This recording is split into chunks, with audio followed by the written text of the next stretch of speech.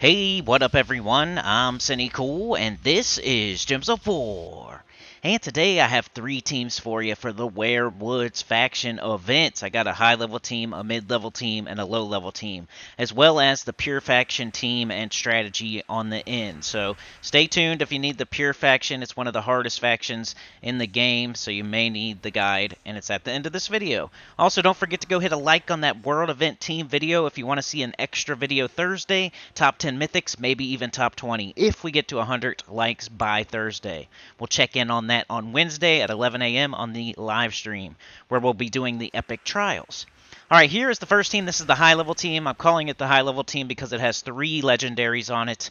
We got Mountain Crusher, Tesla, Holy Saint Astra. Tesla got that gigantic buff recently. Or maybe not gigantic, but it's just really consequential. A nice buff. She went to like a 3-to-1 to a 4-to-1 or something like that. Boost ratio, so every piece of armor she gets is worth even more now. She's true damage. She hits all enemies. You got two of them. We got her 50% start too. Holy Saint Astra starts humans with 50% mana. So double Tesla, you're probably only going to need one a lot of the time. You could even put a Leprechaun on here and only one Tesla until that one Tesla stops one-shotting, which it may not. So go with the Leprechaun if you want. Go with the Harpy Mage if you want. You could do any explodey weapon. So you don't even have to do the Mountain Crusher. You could do Shield of Erskaya, Mountain Crusher, Mortal Chain, Reflection of Good, anything you want for an explodey weapon. Just try not to block Tesla. And then one Tesla or two Teslas.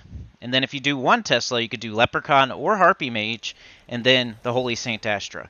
So the only things you 100% need for this team are one Tesla and Holy Saint Astra. And you got it. So two Teslas in case you want to go further maybe. And Mountain Crusher because it's a low mana cost weapon that doesn't block Tesla, that gets her up really fast. But you could do anything else there. Mortal Chain I've showed before. That's a explodey for humans that does the positive sass effect in the summon. There's the book. There's a book like an Orpheus verse or something. There's Reflection of Good, Essence of Evil, all the explodies. Anything like that will work. So just as long as you got Tesla and Holy Saint Astra, you're good to go. Guard medals. Any class you want, really. You could do 50% start, though. I went with Mechanist because I was trying to level it. Here is the mid-level team. We got Secra, Book of Brambles, and King Averlorn. So it's the mid-level team because there's no mythics and just one little legendary, King Averlorn. So if you're ever going to use the Secret team, you really want that King Averlorn. You don't have to have it, but it's a nice 50% start for your Secrets.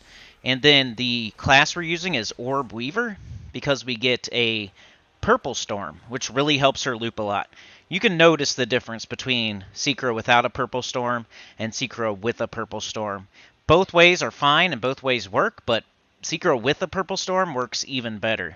So just cast that Secra over and over and over and over. She makes a bunch of purple based on elf allies. The whole team is elf because we're Orb Weaver. You can also do Archer if you want to be an elf.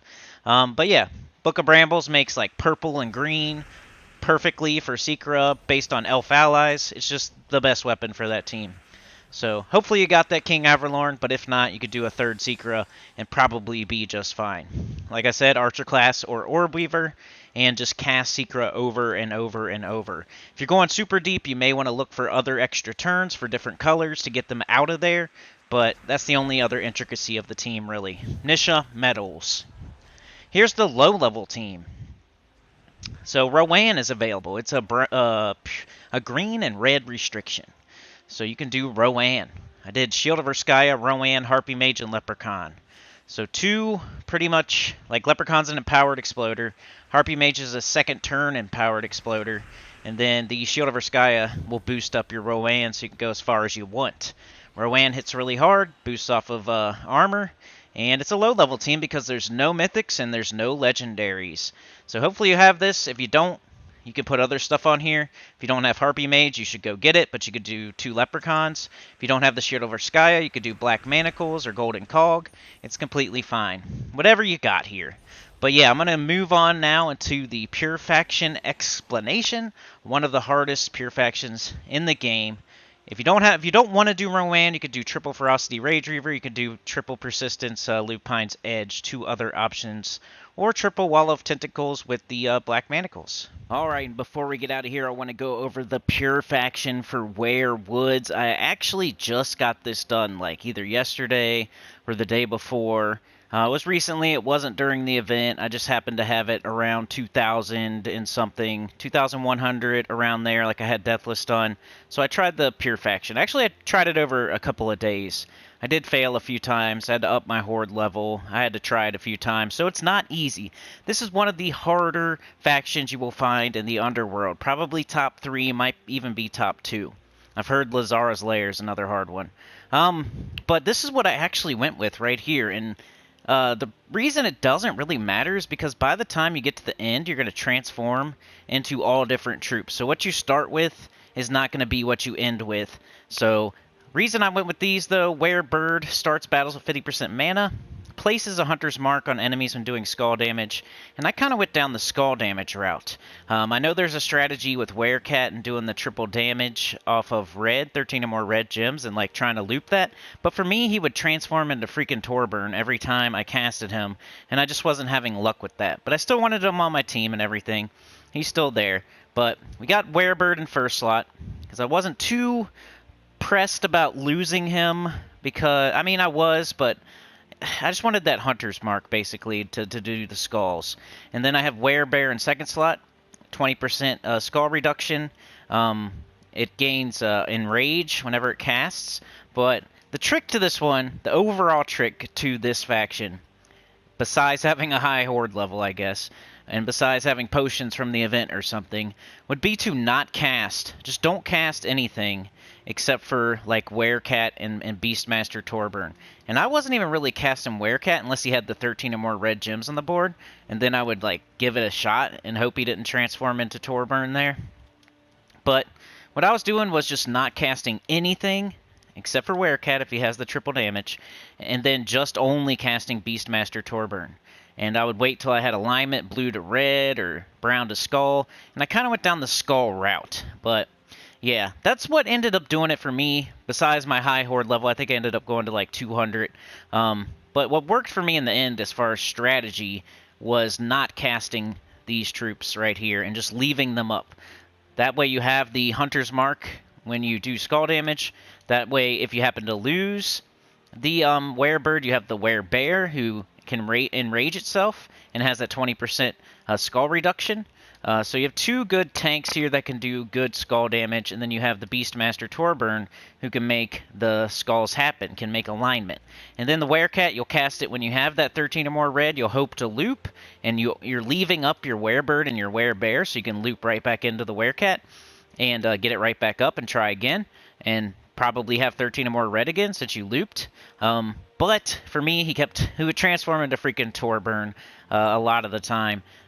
So you're hoping he doesn't do that, but if he does, then you have two Beastmaster Torburns. You have two things you could cast for the skulls to do the alignment off of brown or blue to red, and then he would transform into something. So by the time you get to the last battle, you're most likely going to have a completely different team, but my goal was to keep these two and make sure I have some sort of Beastmaster Torburn. And by the time I got there, it just worked out. I got lucky with like the battles. I got my horde level way up and everything by the time I finally got it done. Let's go check it out.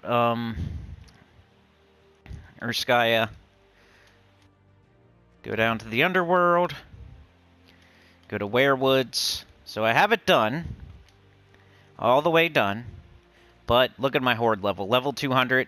Look at my gold. My gold's usually up near like 20 million. And it's all the way down to 14 million right now. I have been giving quite a bit to the guild, but yeah. So that's my advice. I like my team because of the Hunter's Mark, because of the Werebear right behind it. I still have the Werecat for that triple damage and that looping potential. And then I have Beastmaster Torburn because you're going to need him. And I went down the skull route mostly because every time I tried the triple damage, a loopy route, it would everything would transform into Torburn or something, and I would never have the Werecat to do that. So I just got used to using skulls. I got used to lining up the Torburn. I got used to not casting the bird and the Werebear, and I just ended up beating it like that. So that's my advice. Sorry that it's hey, the advice is Horde level 200, but this is one of the harder ones, and level 200 isn't too crazy for one of the hardest factions. You're gonna have to do that here or there on 2 to 3 of the factions. You're just gonna have to get to level 200. So yeah, that's my advice for pure faction. Like, share, subscribe, consider joining. It helps a lot. Tell your good about the channel, comment below, and I'll see y'all tomorrow for that live stream, 11 a.m. EST. Don't forget to go hit that like on that World Event Team video so we can have an extra video this Thursday. Top 10 Mythics, maybe even top 20. Peace.